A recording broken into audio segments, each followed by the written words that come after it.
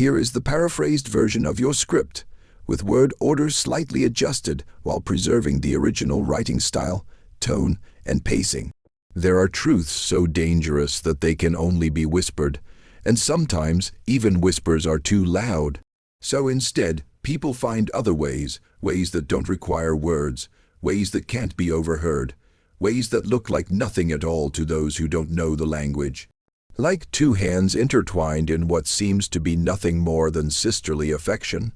For more than a century and a half, a photograph sat in an archive catalogued, preserved, occasionally seen by researchers compiling Civil War-era records. It showed two young black women sitting side by side in a photographer's studio in Philadelphia.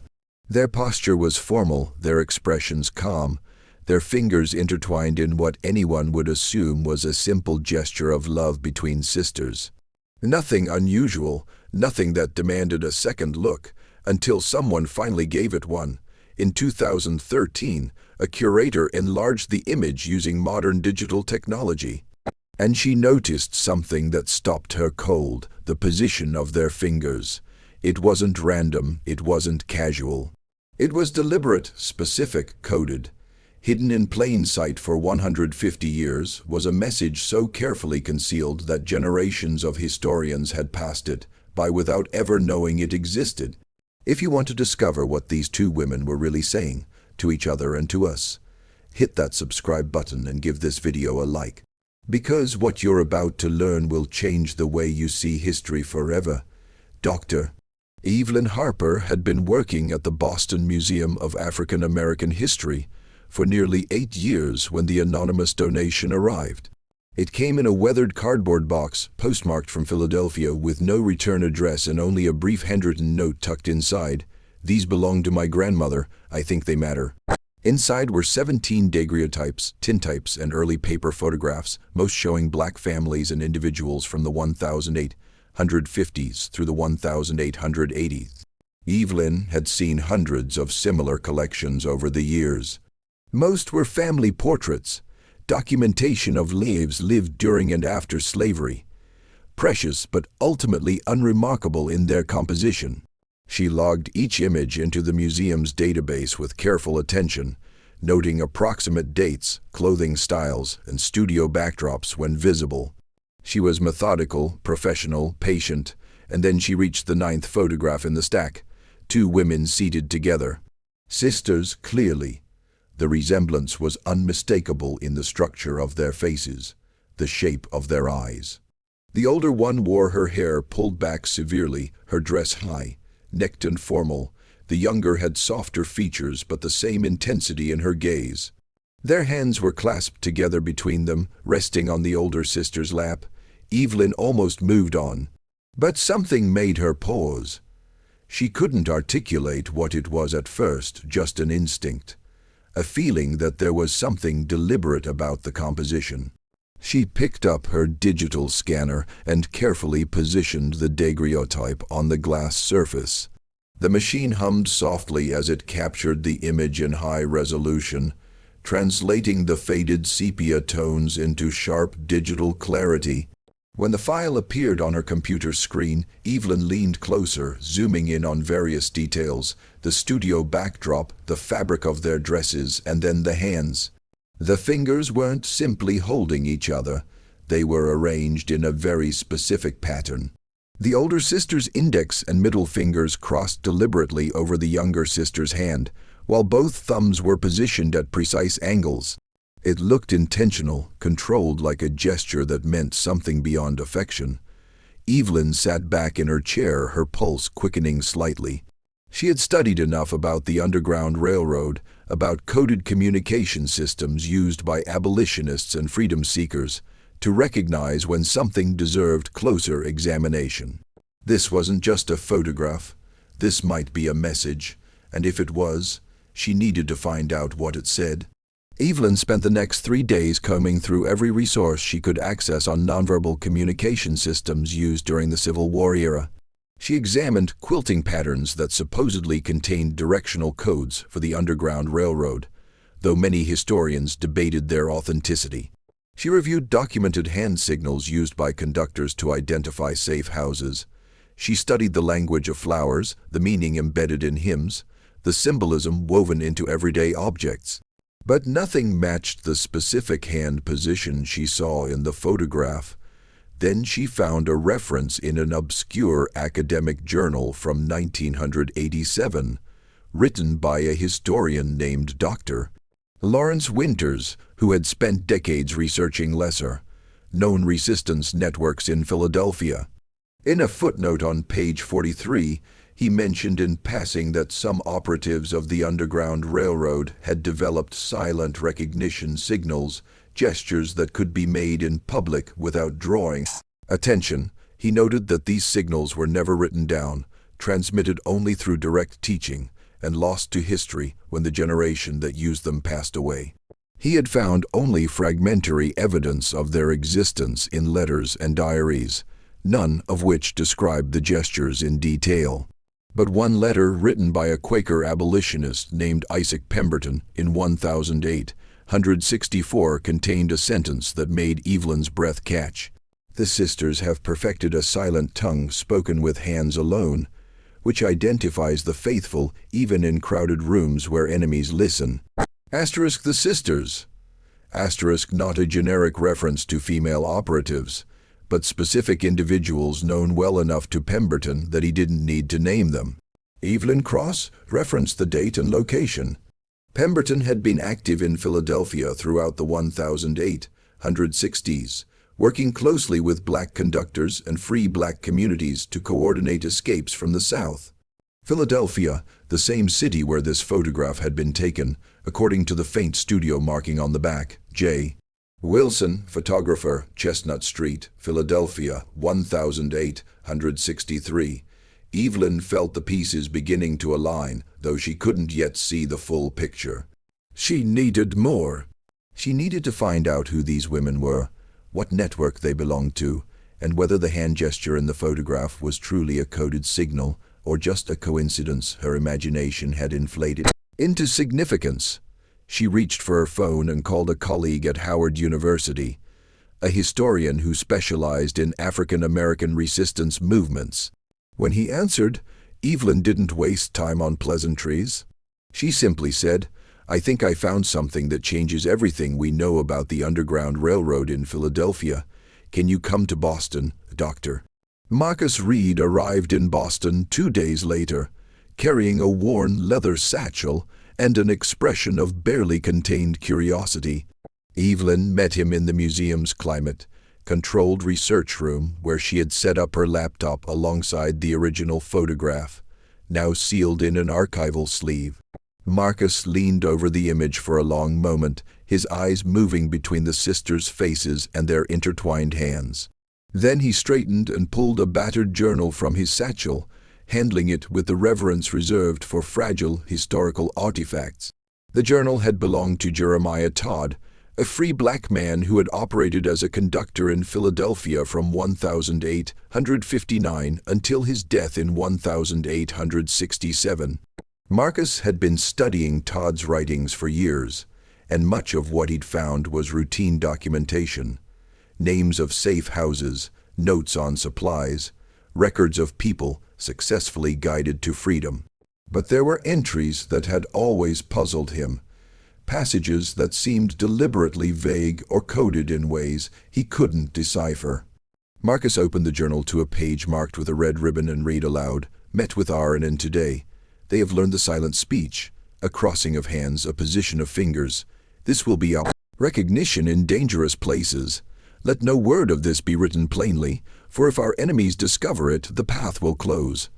R&N." The initials meant nothing on their own, but the date of the entry was June 1863, the same year as the photograph. And the description, a crossing of hands, a position of fingers, matched exactly what Evelyn had observed in the image. Marcus looked at her steadily and said what they were both thinking. These two women in the photograph might be R&N. The sisters Jeremiah Todd had trained in the silent recognition code.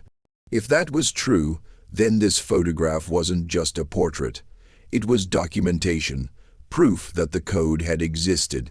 Evidence of how it looked, and potentially a teaching tool that could have been shared with other operatives. But they still didn't know who R and N were. No full names appeared in Todd's journal, and the photographer's studio had closed decades ago, its records long since lost or destroyed.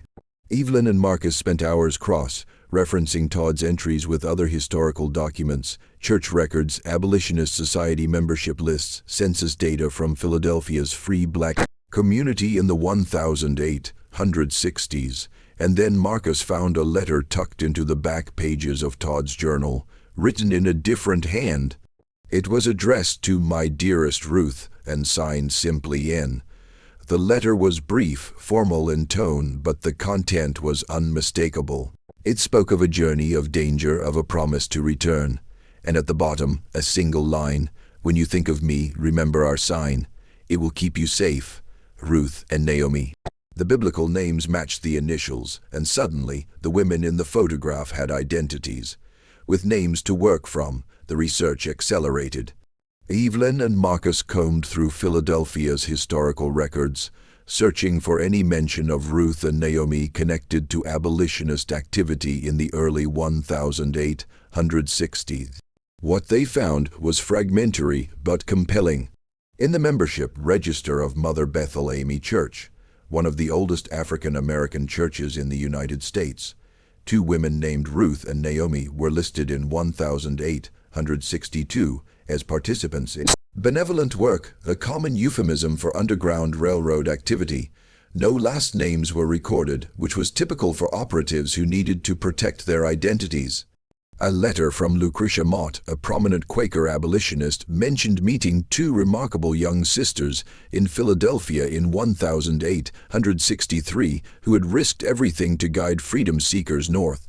Mott didn't name them directly, but her description matched the time period and the level of involvement that Todd's journal attributed to R and N.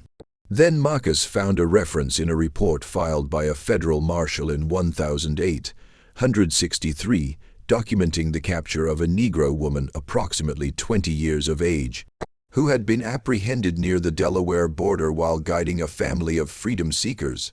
The woman had been returned to Maryland and sold back into slavery. No name was given in the report, but the date was August 1863, just months after the photograph had been taken. Could this have been Naomi? The timeline fit. The location matched routes that Todd's journal indicated the sisters used. And there was one more piece of evidence, a letter written in 1866, discovered in the archives of Mother Bethel Church, signed by someone named Ruth.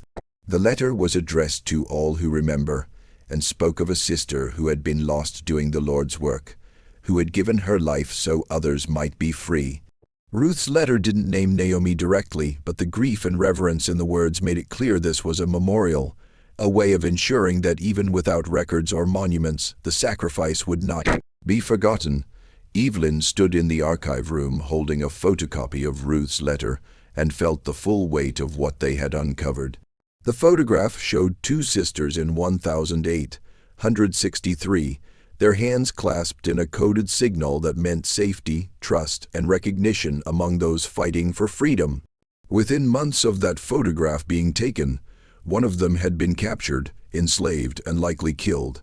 The other had lived on, continuing the work, carrying the memory, teaching the signal to others. The photograph wasn't just a portrait. It was the last image of them together, a message sent across time, waiting for someone to finally understand. Marcus and Evelyn worked with a team of historians, anthropologists, and experts in nonverbal communication to reconstruct what the hand signal in the photograph actually meant. They studied every detail, the precise angle of the fingers, the pressure points where hands touched, the positioning of the thumbs. Then they referenced this with fragmentary descriptions found in abolitionist letters, church records, and oral histories passed down through descendants of Underground Railroad operatives. Slowly, the meaning emerged. The crossed fingers represented intersecting paths, the routes freedom seekers traveled. The older sister's hand over the younger's symbolized protection and guidance, the experienced conductor leading the way. The positioning of the thumbs indicated direction, pointing subtly toward the North Star without needing to speak or write a single word. It was a complete message compressed into a gesture that could be made in seconds, in public, in front of those who would never recognize it for what it was. If two operatives met in a crowded market on a street corner, even in the presence of slave catchers, they could identify each other with this sign, and no one else would know. But the code was more than just identification.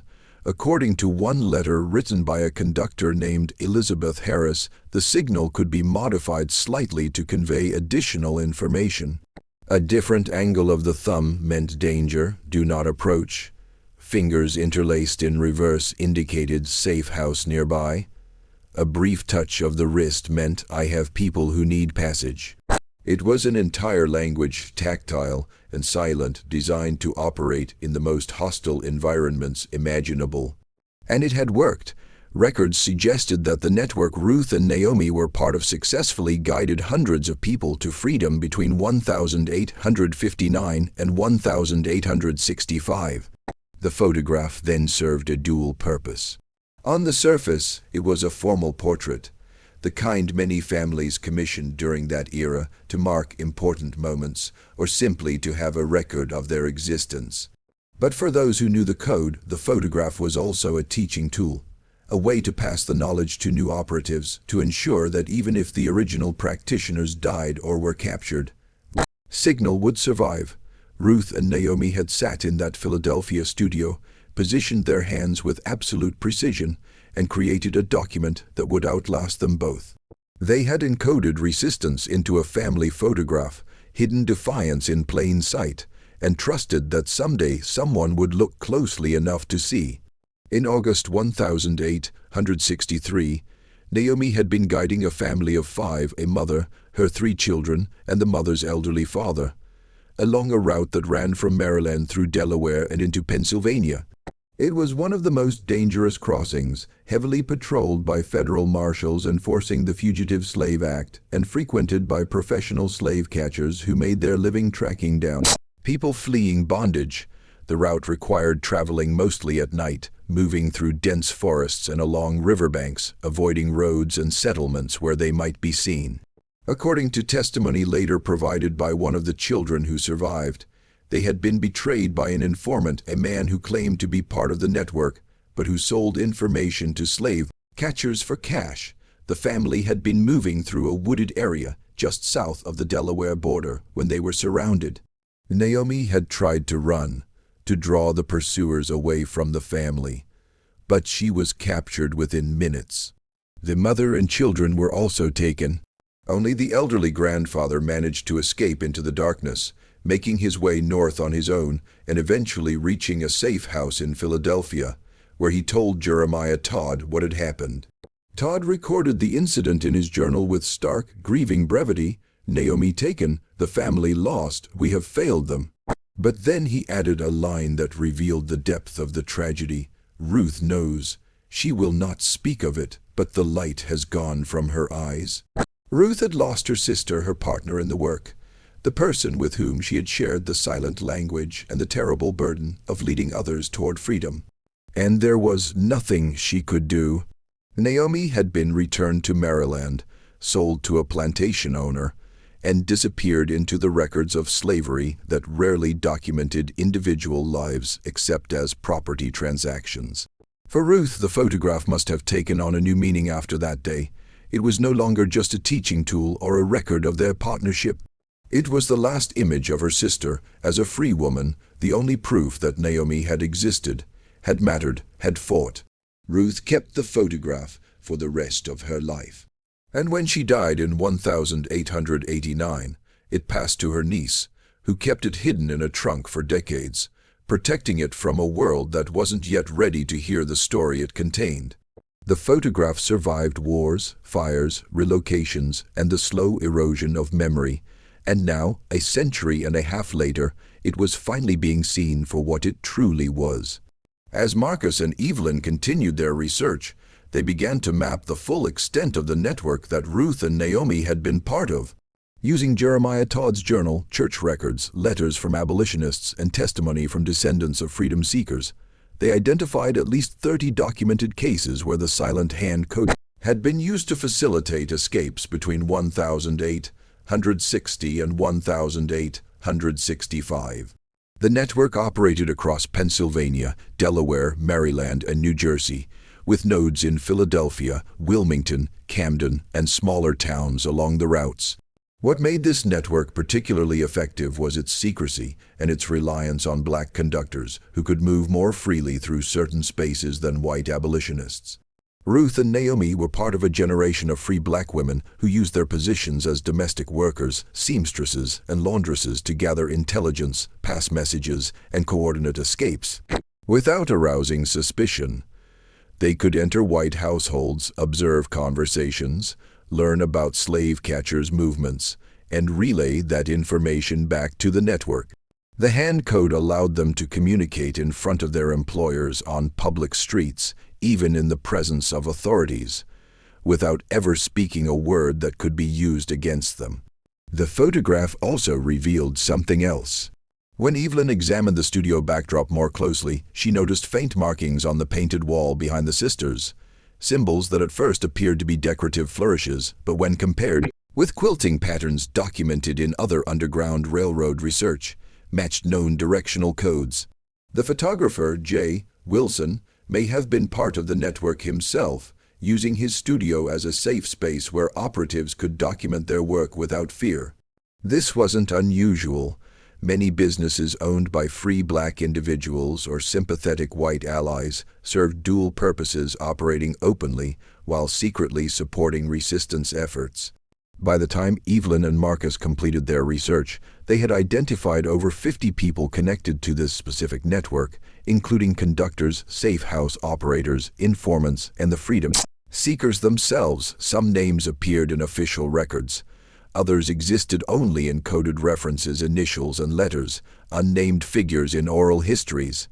But the photograph of Ruth and Naomi became the anchor point for all of it, the one piece of physical evidence that proved the network existed, that the code was real, and that these women had done exactly what the fragmented record suggested, risked everything to guide others toward freedom.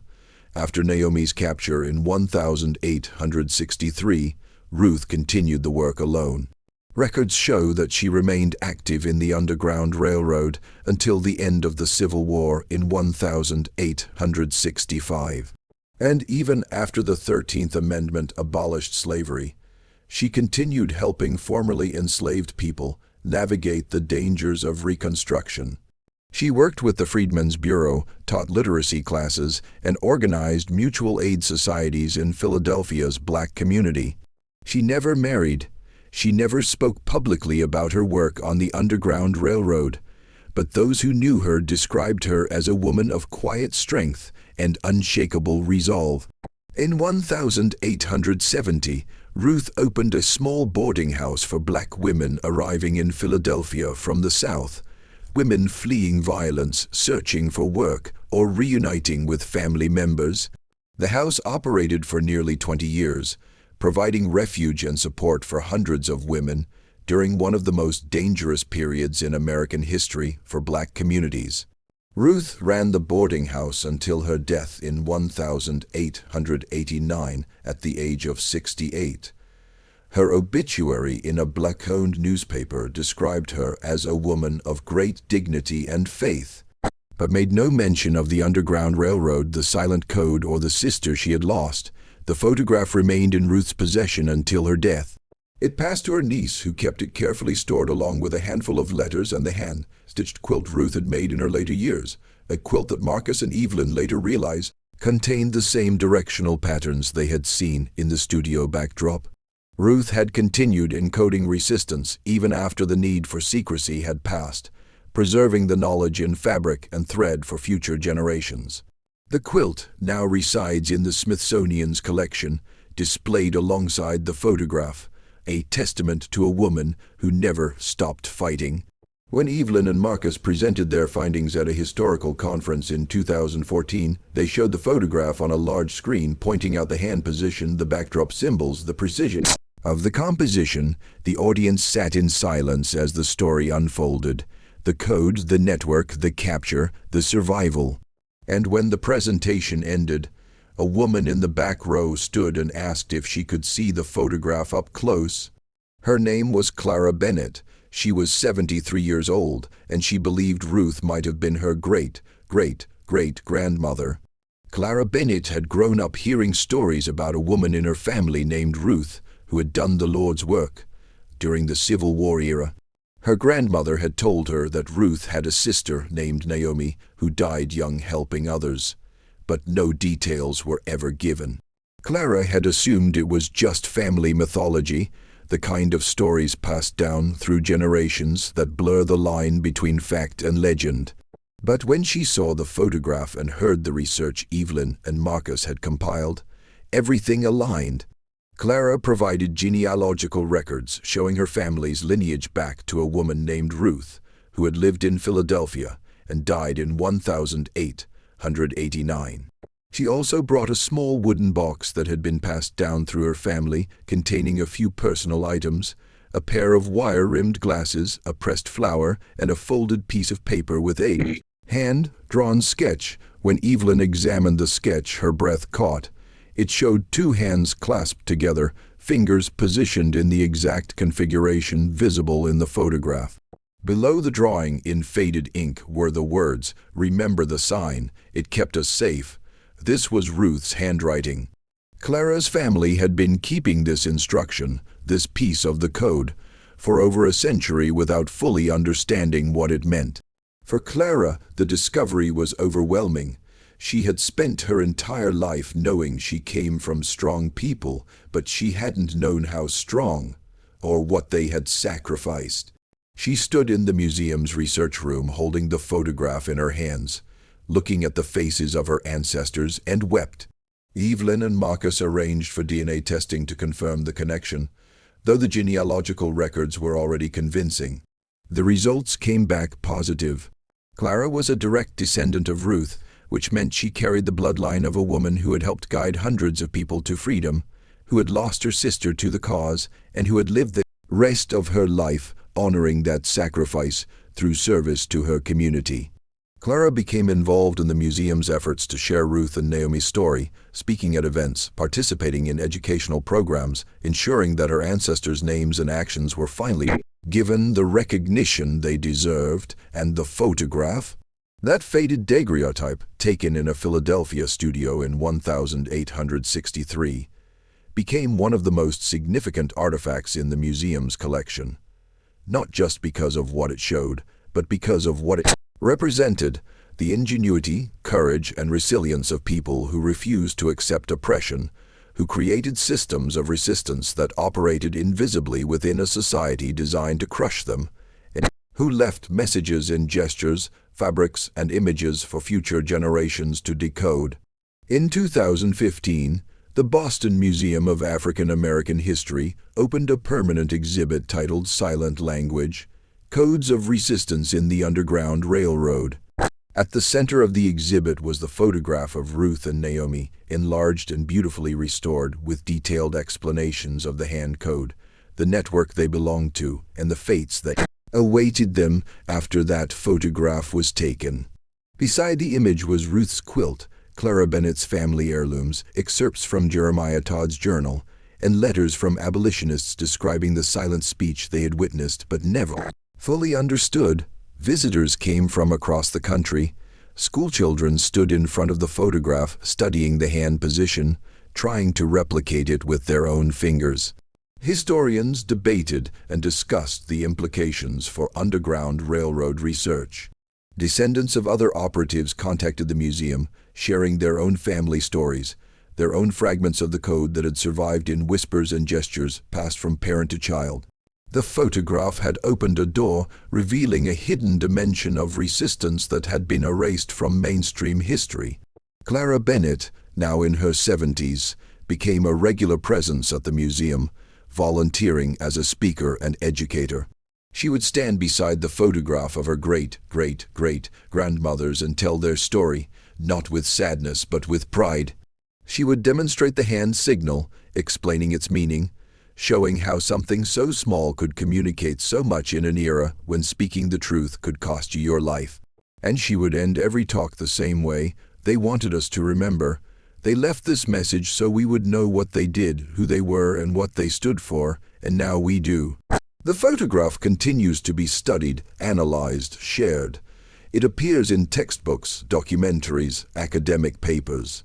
It has become an icon of resistance, a symbol of the intelligence and bravery that allowed the Underground Railroad to function even in the most hostile conditions. But more than that, it has become a reminder that history is not always written in words. Sometimes it is encoded in gestures, stitched into quilts, captured in the precise positioning of two sisters' hands as they sat for a photograph in 1863. Ruth and Naomi could not have known that their image would survive, that someone would eventually look closely enough to understand what they were saying. But they left the message anyway, trusting that someday someone would see. And in 2013, someone finally did. The silence was broken, the code was revealed, and two women who had been invisible for 150 years stepped out of history's shadows and into the light. Their hands still clasped together, still speaking their silent language, still saying, "We were here, we fought, we mattered, remember us, and now we do." Let me know if you'd like any adjustments to the pacing, paragraph breaks, or specific sections.